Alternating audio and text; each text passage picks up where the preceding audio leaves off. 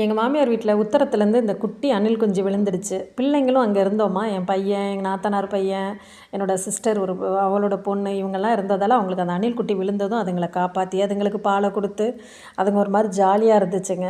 ரொம்ப ஹாப்பியாக இருந்துச்சுங்க. சரி சந்தோஷமாக இருக்கட்டும்னு அப்படியே விட்டாச்சு. அந்த அணில் குட்டியும் அழகாக செட் ஆகிடுச்சு இவங்கக்கிட்ட. அணில் குட்டி விழுந்த கதை எங்கள் மாமியார் வீட்டில்.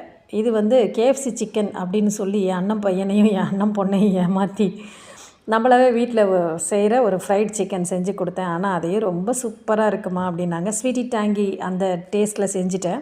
3 பேருக்கும் செஞ்சு கொடுத்து சாப்பிட்டு பிறந்த வீடும் பூந்த வீடும் பக்கத்தில் இருந்துச்சுன்னு வச்சுக்கேன். அரை நாள் இங்கே வாழணும், அரை நாள் அங்கே வாழணும், அப்படி ஆகிடுச்சு. இது எங்கள் மாமியாரோட பின்பக்கம் கிட்டத்தட்ட 200 வருஷ பழமையான வீடு. அங்கே பார்த்தீங்களே அது மண்ணடுப்பு வெளியிலையும் போட்டிருப்போம் சமைக்கிறதுக்கு. இங்கே ஒத்த அடுப்பு வைக்கிறதுக்கு முற்றம் கீழேயும் இருக்கும். அதே மாதிரி கேஸ் ஸ்டவ் இருக்கும். இது ஒரு ஹாலு.